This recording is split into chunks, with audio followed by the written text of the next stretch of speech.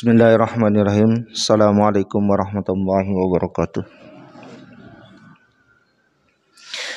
Huwallazi arsala rasulahu bil huda wa dinil haqq liyudhhirahu 'alad dini kulli wa kafa billahi syahida. Asyhadu an la ilaha illallah wahdahu la syarikalah wa asyhadu anna Muhammadan abduhu wa rasuluh. Allahumma salli ala Muhammad wa ala ali Muhammad wa ashabihi wa man tabi'ahum bi ikhlasin ila yaumiddin amma ba'd. Fa ya ibadallah usikum wa nafsi bi taqwallah faqad fazal muttaqun wal mu'minun. Wa qala Allah ta'ala fil kitabil aziz, a'udzu billahi minasyaitonir rajim. Bismillahirrahmanirrahim. Walau annama fil ardi min syajaratin aqlamu wal bahru yamudduhu min ba'dihi sab'atu ajru mimma nafidat kalimatullah innallaha azizun hakim. Alhamdulillah, kita bersyukur kepada Allah atas limpahan kemudahan serta hidayah diberikan kepada kita, sehingga kita merasa ringan untuk melangkahkan kaki kita kepada rumah Allah ini. Kita mendoakan kepada saudara-saudara kita, para jamaah yang ada di masjid ini, termasuk Haji Arfan yang tadi pamitan sakit tidak bisa mengimami.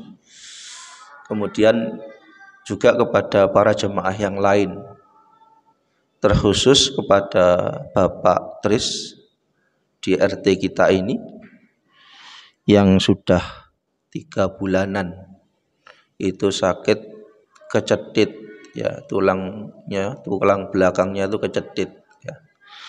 Jadi menurut pengalaman medis itu memang lama sakit seperti ini.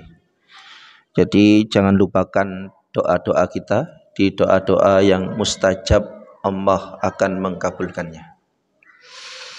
Tadi saya membacakan ayat di surat Luqman. Surat Luqman yaitu surat ke-31 ayat yang ke-27, ya. Yang artinya hampir sama dengan beberapa waktu yang lalu ketika saya menjelaskan tentang ilmu Allah, ya. Allah berfirman, dan seandainya pohon-pohon di bumi menjadi pena dan lautan menjadi tinta, ditambahkan kepadanya 7 lautan lagi setelah keringnya. Jadi kalau di ayat yang lalu di surat Al-Kahfi itu 109 tidak ada kata-kata ditambahkan kepadanya 7 lautan lagi sampai kering. Dilanjut kata Allah, niscaya tidak akan habis-habisnya dituliskan kalimat-kalimat Allah.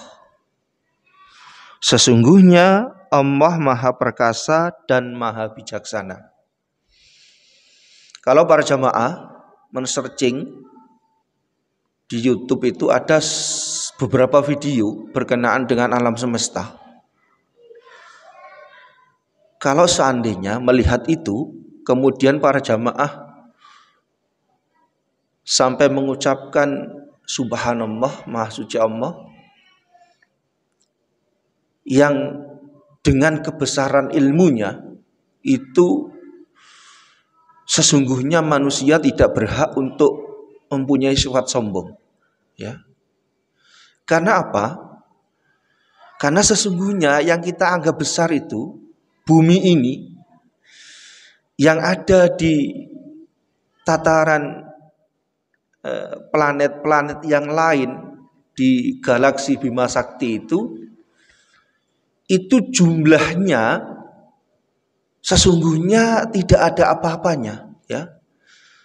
Bahkan para ulama menggambarkan ibarat sebagaimana 1 butir debu di padang pasir yang sangat luas, ya.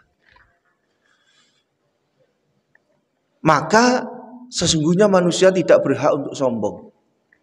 Entah karena itu hartanya, entah itu karena pangkatnya atau jabatannya, bahkan karena ilmunya. Ya. Jadi sesungguhnya ilmu Allah itu sangat luas. Ya. Digambarkan di ayat ini, kalaupun lautan di bumi ini menjadi tinta, bahkan ditambahkan 7 lautan lagi, sesungguhnya tidak cukup menuliskan kalimat-kalimat Allah. Dan kalau kita meneliti di dalam Al-Quran itu, sesungguhnya Allah telah menggambarkan di ayat-ayat Al-Quran itu bahkan sampai ada yang detail. Bagaimana ketika Allah berdialog dengan Adam, bagaimana Allah berdialog dengan iblis, ya. Itu sampai detail dan kita sudah diberitahu rahasia-rahasianya. Ya. Jadi kalau kemudian hari ini, kalau tidak sampai kita kepada iman itu, sesungguhnya sungguh keniscayaan hidupnya akan sengsara, ya. Karena semua informasi itu sudah Allah berikan. Dan kira-kira ada enggak di bumi ini yang belum mengetahui firman Allah? Ya. Mungkin jawabannya ada, ya, di suku-suku pedalaman. Tetapi kalau menurut pengalaman saya, ketika saya berada di beberapa pulau yang dianggap terpelosok, terpencil, sesungguhnya informasi mudah didapatkan. Ketika saya berada di Pulau Sumba itu, saya tidak pernah mendengar waktu itu di mana Pulau Sumba, saya anggap itu Sumbawa, tetapi ternyata salah. Ya. Itu ada di NTT, Sumbawa ada di NTB. Ketika saya searching, baru saya tahu Sumba itu apa, ya, Pulau Sumba itu apa. Dan di pelosoknya itu ternyata sudah ada tower, ya. Bukan disponsori oleh Telkomsel, tapi Telkomsel memang, ya, towernya Telkomsel. Sehingga kalau saya nelpon kepada istri itu, kok suaranya sangat jelas, loh, karena rumahnya ustadznya itu di dekat tower. Jadi akses untuk mencari hidayah itu sebetulnya mudah hari ini. Oleh karena itu, sesungguhnya kalau kemudian kita tidak sampai kepada hidayah itu kebangetan. Ya. Jadi kemudian nasihat saya pada pagi hari ini, dari kita yang sudah mendapat hidayah itu, mari kita pelihara dengan baik. Dan kita memohon kepada Allah bahwa hidayah iman itu berada di hati kita sampai kematian menjemput kita. Karena juga ada orang-orang sudah menerima hidayah tetapi matinya itu sampai dalam keadaan murtad. Bahkan ada yang ulama, bayangkan, ya. Jadi tidak ada dibedakan di situ, ya. Makanya kenapa di hadis itu disebutkan, barang siapa yang di akhir kehidupannya, kematiannya itu kemudian mengucapkan talqin la ilaha illallah, dakhalal jannah, dia mendapatkan jannah.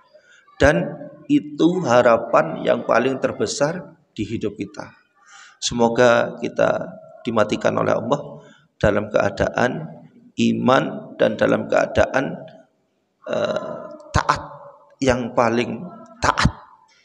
Itu yang bisa saya sampaikan. Semoga di akhir-akhir umur kita ini kita diberi kemudahan, petunjuk untuk menjalani hidup kita. Amin amin ya rabbal alamin. Subhanaka Allahumma wa bihamdika asyhadu an la ilaha illa anta astaghfiruka wa atubu ilaik. Assalamualaikum warahmatullahi wabarakatuh.